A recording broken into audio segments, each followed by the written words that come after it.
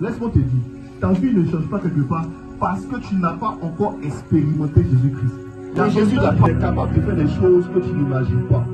Dis à ton voisin, il est capable de faire des choses que tu n'imagines pas. Et Dieu a commencé à changer ma vie maintenant. Quand j'ai commencé à prier pour les malades, je me rappelle, c'était le mois passé, il y a une dame qui est venue dans mon bureau. Donc j'ai dit, je vais prier pour toi. Pendant que je priais, je voyais des démons qui la fatiguaient, donc j'ai chassé les démons. Et c'est comme si elle était arrêtée là. Son ventre était bien gros comme ça. J'ai dit, Seigneur, fasse que le mal disparaisse. Son ventre a commencé à rentrer. Petit à petit. Et c'est devenu plat. Authentique. Authentique. Ce jour-là, quand j'ai fini les prières, j'étais surpris. J'ai dit, mais c'est quoi ça? Je n'ai jamais vu ça. Son ventre est devenu plat. D'un coup, le fibron qu'elle avait a disparu. Quand elle venait, elle avait du mal à marcher, elle se torturait de douleur. Mais pendant que je priais, le mal est parti. Ce n'est pas la première fois. Hein. Dieu est capable de tout faire. Amen. Dieu est capable de faire. C'est comme écrit dans la Bible que Jésus-Christ est capable de faire. C'est qu'il est écrit dans la Bible qui dit que Jésus-Christ, lorsqu'il partait dans les villes, il guérissait les malades, il chassait les démons. Ceci-là est disponible encore pour nous. Et c'est maintenant. Tu dois aussi expérimenter. On va arrêter maintenant de donner des évangélisations où on dit oui, Jésus-Christ est vivant. Dieu est vivant. On va démontrer Dieu maintenant. Amen. On va arrêter maintenant de passer notre évangile sur des paroles et des discours inutiles. Je suis ce genre de personne qui croit que mon Jésus-Christ il est vivant. Je ne vais pas te dire que Jésus-Christ t'aime et puis ça s'arrête là. Je vais te dire que mon Dieu que j'adore est vivant. Mon Jésus que j'adore, il est vivant et il est réel. Je ne suis pas venu t'expliquer ou dire que oui, Jésus-Christ est moi là-bas pour toi. Ça là, c'est un français que tu ne vas pas comprendre. Tu as besoin de voir Dieu là, Allah. Qui veut vivre cette expérience avec moi? Ce que je t'explique aujourd'hui, ce n'est pas pour te vendre du rêve.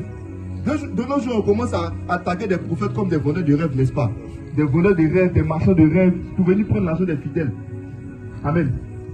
Mais aujourd'hui, l'évangile que je viens t'annoncer, ce n'est pas ça. C'est du fa-fa. C'est de l'authentique. Si tu veux, on expérimente. On a trop parlé. On a trop prêché. Ce n'est pas la première fois que tu as entendu parler de Jésus-Christ. Dans la rue, tu entends parler de Jésus-Christ. Dans les bacs, tes amis, partout. Mais ta vie a changé. Laisse-moi te dire, ta vie ne change pas quelque part parce que tu n'as pas encore expérimenté Jésus-Christ. Il y a autant parler de Jésus-Christ et puis il y a aussi expérimenter Jésus-Christ. Amen. Les sorciers n'ont aucun pouvoir sur ta vie. Dis-moi Amen. La sorcellerie n'a aucun pouvoir sur toi. Dis-moi encore Amen. Parce que le Dieu que j'adore, je sais qu'il est puissant. Vous savez, Satan arrive à ta voix parce qu'il sait que tu ignores que Jésus-Christ est puissant. Les sorciers arrivent à te dominer parce que tu ignores que Jésus-Christ est puissant. Amen. Mais laisse-moi te dire aujourd'hui, le jour où tu acceptes Jésus-Christ là, ta vie est obligée de changer de niveau, ta vie est obligée de changer de dimension. On va prier tout à l'heure, mais tu dois comprendre une chose. La manifestation de Jésus-Christ va venir dans ta vie parce que tu veux voir Christ se manifester. Amen. Dieu va toucher la vie de quelqu'un aujourd'hui parce que tu veux le voir se manifester. Ne viens pas aujourd'hui pour écouter, mais viens aujourd'hui pour expérimenter. J'aime l'expression qui dit viens goûter, voir.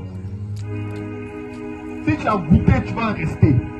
Dis à ton voisin, si tu as goûté, tu vas rester. C'est ce qui me plaît avec Jésus-Christ. Si tu as goûté, tu vas rester.